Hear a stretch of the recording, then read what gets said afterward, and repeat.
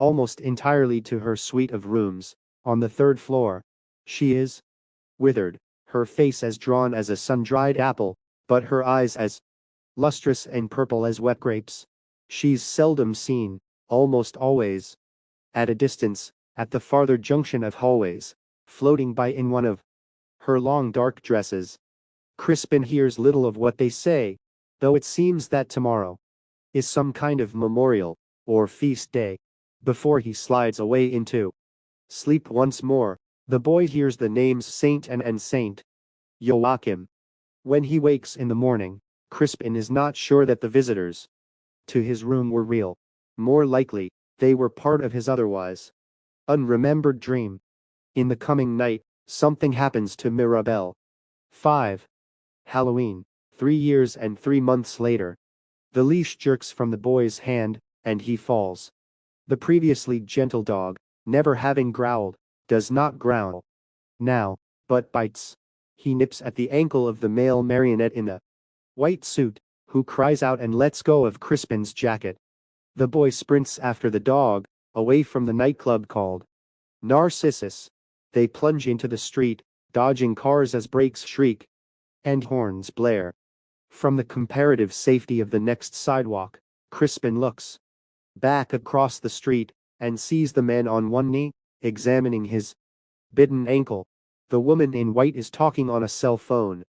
Crispin snatches up the dropped leash, and the dog sets off with purpose. He and Harley weave between the pedestrians, half of whom are costumed for Halloween, half not. When the hunters are hot on the scent, some places are safer than others. Certain churches, not all, seem to foil these particular pursuers. Sanctuary can be found in that kind of church, whether Baptist or otherwise, in which, on Sundays, rollicking gospel songs are sung with gusto and booming piano. Churches in which Latin is sometimes spoken, candles are lit for the intention of the dead. Incense is sometimes burned, and fonts of holy water stand at the entrances. Those are also secure. Synagogues are good refuges, too. Right now, he and Harley are a few dangerous blocks from any such a safe haven. Reverend Eddie Nordlaw, who founded the Crusade for Happiness, and who appears Sundays on his TV show, The Wide Eye of the Needle, preaches that God wants everyone to be rich. He operates from his mega church, the Rapture Temple, on Joss Street, which is not far from here. But Crispin has learned the hard way that the Rapture Temple offers no more protection against these enemies than does a shopping mall or a police station. On the day of his mother's wedding, when he watched from a high window, one of the honored guests whom he saw arriving was the chief of police. Pedestrians admonish and curse Crispin as he pounds pell-mell after the bolting dog, holding fast to the leash and trying not to be jerked off his feet. Water in motion can also screen Crispin from Giles, Gregorio, and everyone like him. A rushing stream, if it is wide enough, thwarts them. Even if the boy stands on the farther bank from them, in plain sight, they seem unable to see him and eventually give up the search. In Stadler Park, a man-made waterfall tumbles into a fake rock pond. A narrow pathway allows you to walk behind the falls, where there is a grotto. In that sequestered hollow, you can look out toward the park, through the cascades. The hunters must know of that retreat, but Crispin has several times been safe there, while they stalked him through the rest of the grounds. Rushing torrents seem not only to deny them his scent, but also to confuse their senses, as though the swish and burble of the water is not merely sound but also a language, as if nature is speaking a dispensation to spare him from their homicidal fury. He and the dog are at this moment far from Statler Park, and no nearer any rushing stream. Their best hope is Memorial Plaza. 2 acres of granite cobblestones, raised planters full of flowers, and benches on which people sit to read the morning paper, to have a bite of lunch, to feed the pigeons, and even to contemplate the sacrifices made by soldiers, sailors, airmen, and marines who have died to keep them free. Harley knows the city as well as Crispin does. Soon cobblestones are underfoot. At this hour, the lamplit plaza is deserted because, for everyone except Crispin and his dog, such places are dangerous after dark in this part of town. At the center of Memorial Plaza, on a granite plinth 12 feet in diameter, stand three larger-than-life-size bronze figures, Marines in battle gear, one of them wounded, and leaning on another, the third carrying Old Glory, as if defiantly announcing their location to an adversary they do not fear. These days, the city is operating with such an enormous budget deficit that the plaza lamps and the spotlights on the statuary are extinguished at 9 o'clock to save electricity. All is dark but for the lunar lamp. The sounds of celebrations ring in from surrounding streets. Harley springs onto the plinth, and Crispin scrambles after him. The slab of granite is carved to represent a stony outcrop, as if the bronze Marines stand atop a battle-blasted hill. Among those sculpted rocks is a place where a boy and a dog can nestle. They are less than half concealed. Even without the spotlights that used to wash the statues, the boy and the dog should be visible to anyone passing by, for the moon is full. Yet Crispin is confident that they are safe. They are safe in the company of these bronze heroes. The woman in white, black strings dangling, rushes into the plaza. Moon glow powders her marionette face, and her blood-red lips look black.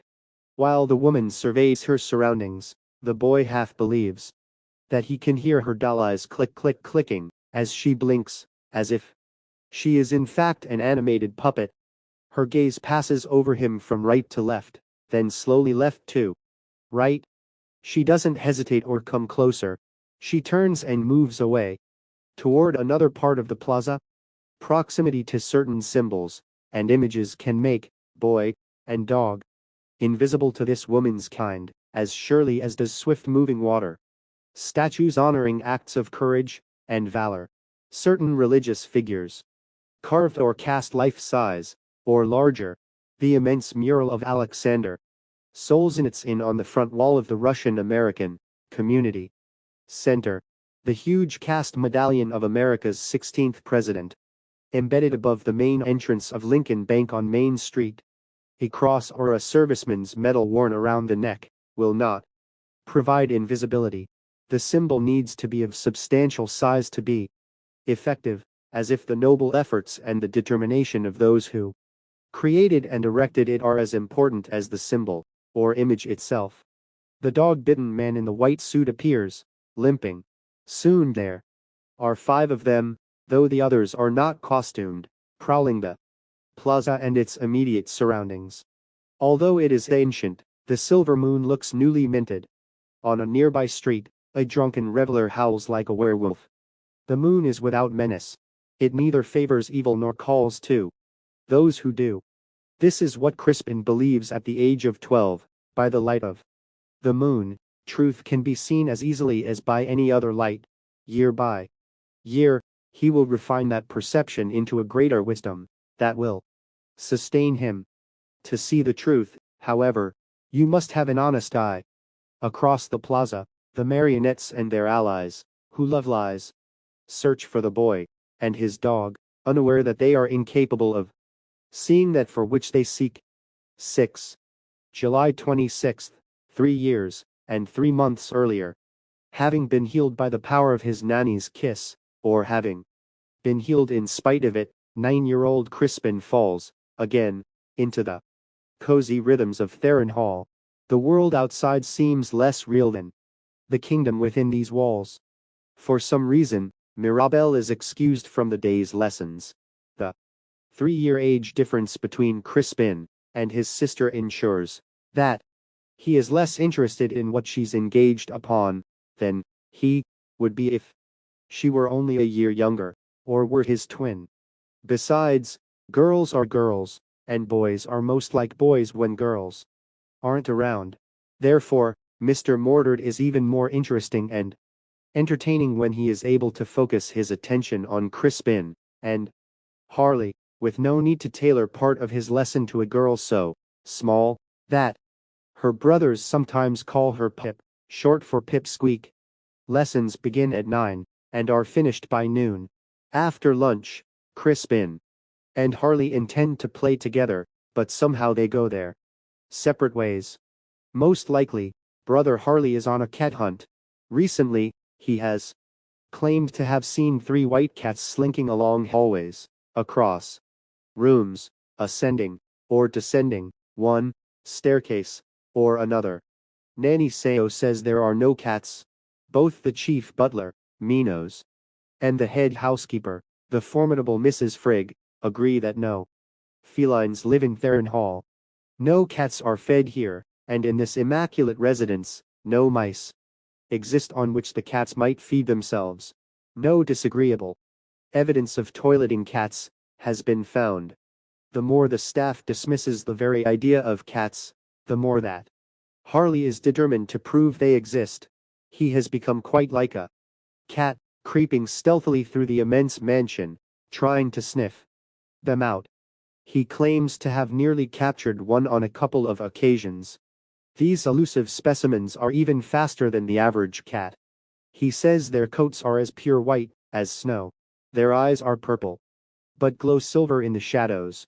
Considering that Theron Hall offers over 44,000 square feet in its 3 floors and basement, Crispin figures that his brother might be engaged in a search for the phantom cats that will last weeks if not months before he tires of his fantasy. At 4 o'clock on the afternoon of July 26th, Crispin is in the miniature room. This magical chamber is on the 3rd floor, across the main hallway from the suite in which the matriarch, Yardina, withers in reclusion. The space measures 50 feet in length, 35 feet in width. Clearance from floor to ceiling is 26 feet. In the center of this room stands a 1/4 scale model of Theron Hall. The word miniature seems inadequately descriptive, because each linear foot of the great house is reduced only to 3 inches in this representation. Whereas Theron Hall is 140 feet, from end to end, the miniature is 35 feet. The real house is 80 feet wide, and the reduced version is 20. The 15-foot-high likeness stands on a 4-foot-high presentation table, with solid sides, rather than legs. The model is such a painstakingly accurate rendering of the mansion that it's endlessly fascinating to Crispin. The walls are made of small blocks of limestone, cut thin to minimize the weight, but seemingly thick. The carved ornamentation in the window pediments and in the door surrounds matched perfectly to the real thing. The balconies, the richly designed cornice, the balustrade that serves as a parapet, the nearly flat ceramic tile roof, the chimney stacks with bronze caps have all been recreated with obsessive attention to detail. The window frames are bronze, with genuine glass for the panes. Through the windows, he can study rooms precisely as they are in the true house. The miniaturized library features shelves and paneling of select walnut, exactly as does the life-size inspiration.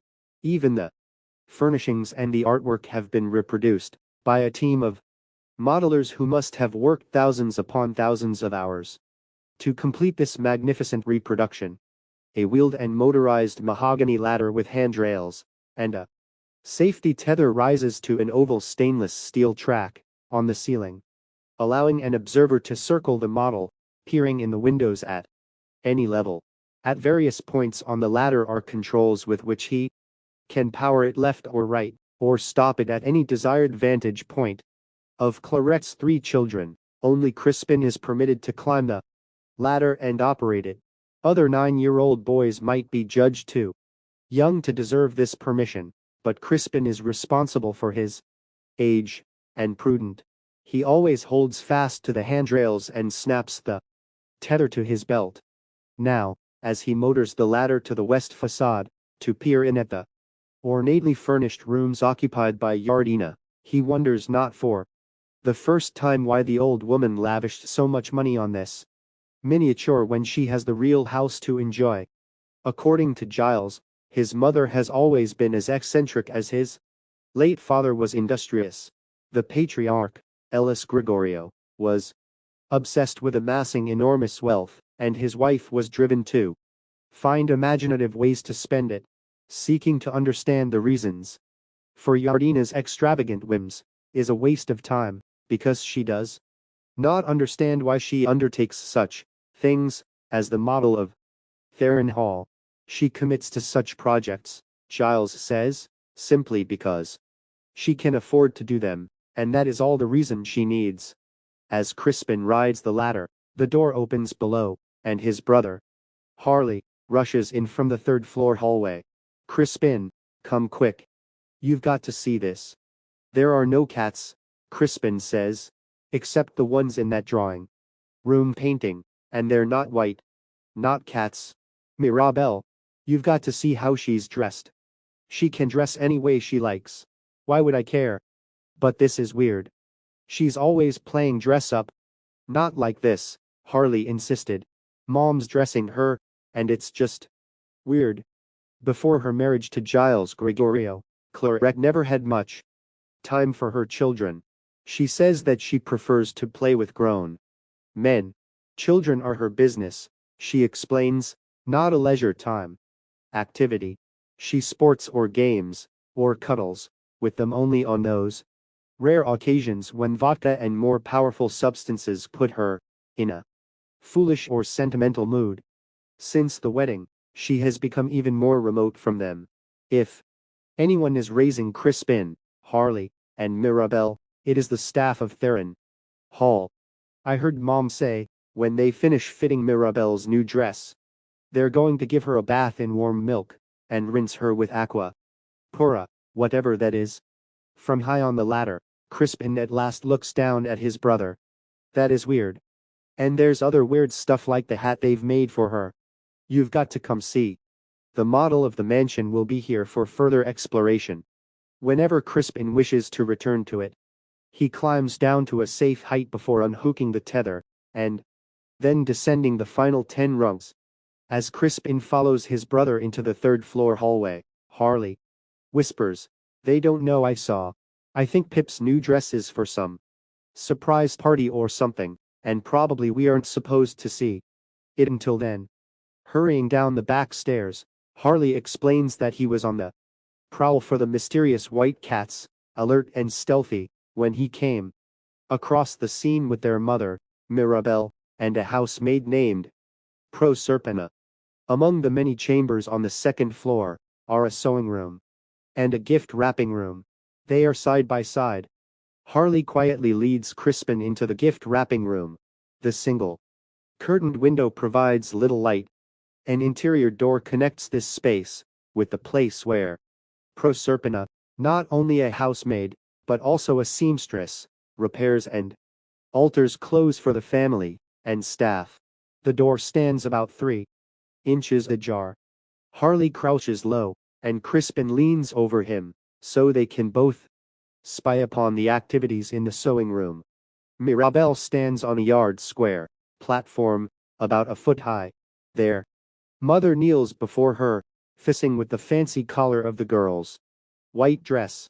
Proserpina kneels behind Mirabelle, pinning the waistline of the frock for some adjustment that she apparently will make. This is no ordinary dress. The fabric is shiny but less clingy than silk, less stiff than satin, so soft-looking. It almost seems to glow a little, as though the dress produces its own light.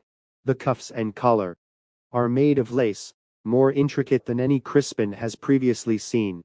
Mirabelle wears white slippers with white bows attached to each bough is what appears to be a cluster of red berries. "I feel very pretty," Mirabelle says. "You are very pretty," their mother replies. "These are like ballerina slippers." "They are a little," Clairette agrees. "Will we dance tonight?" "Some of us will dance," Clairette says. "I know how to pirouette." "Yes, I've seen you do it." "This dress will really swoosh when I pirouette." Mirabelle's blonde hair, usually straight, is curly now. Her dress glows, and her hair glimmers. Perched on her head is not a hat, which is what Harley called it, but instead a wreath. The wreath appears to have been woven of real leaves of some kind, and with white ribbon. There seem to be acorns attached to it, as well as clusters of bright red teardrop berries like those on her slippers, 3 fruits in each cluster. If I take a bath in milk, won't I stink? Mirabelle asks. No, sweetie. There are rose petals and essence of roses in the milk. Anyway, we'll rinse you afterward with nice warm water. Aquapura. That's right. What's aquapura? The cleanest water in the world. Why don't we rinse with it every day? It's only for special occasions. Does it come in a bottle? Sometimes. But we'll pour it from silver bowls. Wait till you see them, they're very pretty bowls. Cool. Mirabelle says. Mommy, on special occasions, do you rinse in aquapura? For some reason, this question so amuses Proserpina that she can't contain a little laugh. Clarette says, aquapura is only for little girls and boys. Except that she doesn't have wings. Mirabelle is so beautiful that she looks like an angel in her white dress, the wreath a kind of halo. Eye to the gap between door and jamb. Crispin is surprised by how much his sister looks like an angel. He half expects her to float off the floor and glide around the room. Their mother says, all right, sweetie, let's get you out of this dress. So Proserpina can make the final alterations. First, their mother removes Mirabelle's slippers, and then she and the seamstress strip the dress from the girl, who stands now in her undies. Crispin is only 9, Mirabelle 6. He has never before been embarrassed to see his sister in her underclothes. Strangely, he is embarrassed now, but he can't look away. Clarette rises to her feet, lifts the wreath off her daughter's head, and places it on a small table that is draped in a white cloth. She handles the wreath as if it is a thing of great value. Now another housemaid, Arula, enters the sewing room. She looks like that actress, Jennifer Aniston, but younger. Come, little Belle, says Arula. Time for your special bath. Mirabelle steps off the yard square platform. In her bare feet and underclothes, she follows Arula out of the room, into the hall. Harley eases away from his brother and moves toward the door between the gift wrapping room and the hallway. Lingering at the connecting door, Crispin alone hears the last exchange between his mother and Proserpina. With evident amusement, the seamstress says, if not aquapura, what do you bathe in for special occasions? Dragon piss, says Clarette, and she shares a laugh with the other woman before leaving the sewing room. Crispin has heard his mother use worse language than this. He is not shocked, merely confused. He can't make sense of her comment, or of anything he's just witnessed. When they are sure Arula